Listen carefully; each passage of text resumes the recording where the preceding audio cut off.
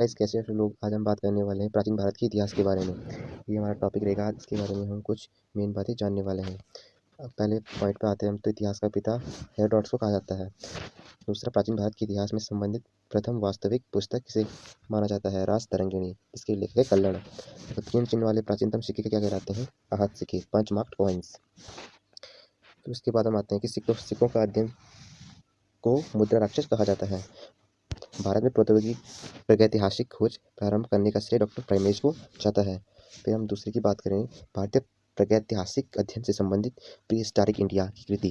Pre historic India की book के लेखक कौन है? Stuart Piggott. चीनी यात्रियों ने अपने यात्रा वृत्तांत में भारत के लिए किस शब्द का प्रयोग किया? चीनी यात्रियों ने इंतु शब्द का प्रयोग किया अपनी यात्रा वृत्तांत में। वो 3 लेखों के अध्ययन को अभिलेख शास्त्र एपिग्राफी कहा जाता है। अगर अगले टॉपिक की बात करें तो लिपियों के विकास के अध्ययन को पुरालिपि विद्या कहा जाता है। सर्वप्रथम भारतवर्ष का नाम किस अभिलेख में प्राप्त हुआ है? हाथी गुम्फा अभिलेख से। अगला पॉइंट है, प्राचीन भारत का सर्वप्रथम सुनियोजित इतिहास किसने तैयार किया था? वीए स्मिथ ने। फिर हम हिस्ट्री की बात करें तो हमारा प्री हिस्टोरिकल, प्रोटो हिस्टोरिकल और हिस्टोरिकल पीरियड है। जो हमारा प्री हिस्टोरिक पीरियड है उसमें हम मानव उत्पत्ति से 3000 ईसा पूर्व तक बात करते हैं और इसमें पुरातात्विक साक्ष्य अध्ययन का एकमात्र स्रोत, क्योंकि लिखित साक्ष्य उपलब्ध नहीं है। फिर अगर हम इसकी बात करें प्रोटो हिस्टोरिक में 3000 से 600 ईसा पूर्व तक है। इसमें लिखित साक्ष्य उपलब्ध है किंतु अपठनीय है। उसके बाद हम ऐतिहासिक काल हिस्टोरिकल पीरियड की बात करें तो 600 ईसा पूर्व से आगे की है। तो पुरातात्विक एवं साहित्यिक दोनों प्रकार के साक्ष्य उपलब्ध हैं। अगले पॉइंट की बात करें, प्राचीन भारतीय इतिहास के जानने के लिए किन स्रोतों का प्रयोग किया गया? पहला तो हमारा धार्मिक ग्रंथ का प्रयोग किया, ऐतिहासिक ग्रंथ का प्रयोग, पुरातत्व साक्ष्य एवं विदेशी विवरण का प्रयोग किया गया। ब्राह्मी लिपि को सर्वप्रथम किस विद्वान ने पढ़ा था? James Prinsep. भारत में प्राचीनतम ग्रंथ वेदों का संकलनकर्ता किसे माना जाता है? महर्षि कृष्ण द्वैपायन वेदव्यास। अगले टॉपिक की बात करें तो पौराणिक मान्यता के अनुसार भारत के प्राचीनतम राजा कौन थे? अकॉर्डिंग टू पौराणिक मान्यता वैश्वत मनु। वायुपुराण में किस वंश का उल्लेख है? गुप्त वंश का वायुपुराण में उल्लेख किया गया है। कौटिल्य के अर्थशास्त्र से किस वंश के इतिहास की जानकारी मिलती है? मौर्य वंश, कौटिल्य। अर्थशास्त्र के लेखक हैं जो। जैन धर्म का प्रारंभिक इतिहास किस ग्रंथ से प्राप्त हुआ? कल्पसूत्र। जैन धर्म का इतिहास कल्पसूत्र से प्राप्त हुआ था। अगला पॉइंट है, भारतीय पुरातत्व सर्वेक्षण संस्कृति मंत्रालय के अंतर्गत एक संलग्न संगठन है। अगले पॉइंट की बात करें, मत्स्य पुराण किस वंश से संबंधित है? तो आंध्र सातवाहन वंश से। मत्स्य पुराण है आंध्र सातवाहन वंश से। उसके बाद विष्णु पुराण किस वंश से संबंधित है? मौर्य वंश से संबंधित है विष्णु पुराण। उसके बाद खरोटी लिपि किस प्रकार लिखी जाती है? Right to left. खरोटी लिपि राइट टू लेफ्ट जाती है। नारद स्मृति में किस वंश के विषय में जानकारी मिलती है? गुप्त वंश की। नारायण में गुप्त वंश के बारे में जानकारी मिलती है।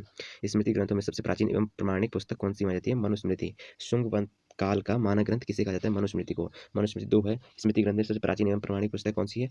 मनुस्मृति। शुंग वंश का मानक ग्रंथ मनुस्मृति। स्त्री को पुरुष की अर्धांगिनी किस ग्रंथ में? शतपथ ब्राह्मण में। किस ग्रंथ में? शतपथ। स्त्री को पुरुष की अर्धांगिनी शतपथ ब्राह्मण। महाभारत का प्रारंभिक उल्लेख अश्वलायन ग्रह सूत्र में मिलता है। प्रारंभ में से 8800 श्लोक थे और इसका नाम जय संहिता था। प्रारंभ में महाभारत का नाम जय संहिता था। कुछ समय पश्चात बढ़कर 24,000 श्लोक हो गए और भारत नाम से प्रसिद्ध हुआ। अंत में 1,00,000 श्लोक होने के कारण इसे सत सहस्त्री संहिता या महाभारत कहा गया। पुरालेख विद्या से अभिप्राय है शिलाखों का अध्ययन। पुरालेख विद्या।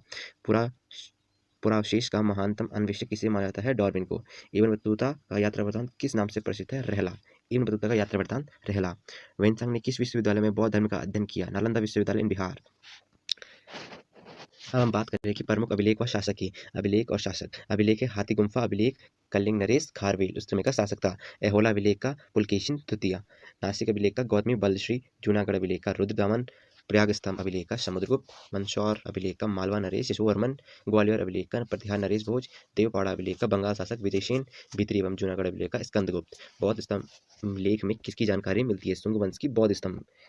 वेनसांग ने अपनी यात्रा वेदांत का वर्णन किस पुस्तक में किया गया है? सीयू की। वेनसांग ने अपनी यात्रा वेदांत का वर्णन सीयू की बुक में किया है। अरबी भाषा की पुस्तक किताब उल हिंद की रचना किसने की? अलब रूनी ने। अरबी पुस्तक है किताब उल हिंद की रचना अलब रूनी ने की। मोरक्को का यात्री इब्न बतूता भारत में मोहम्मद बिन तुगलक के दरबार में आया था। किसके दरबार में आया था? मोहम्मद बिन तुगलक। और जो इब्न बतूता है यह मोरक्को का था। तब तुगलक ने उसे दिल्ली का काजी नियुक्त कर दिया था। मार्को पोलो द्वारा किस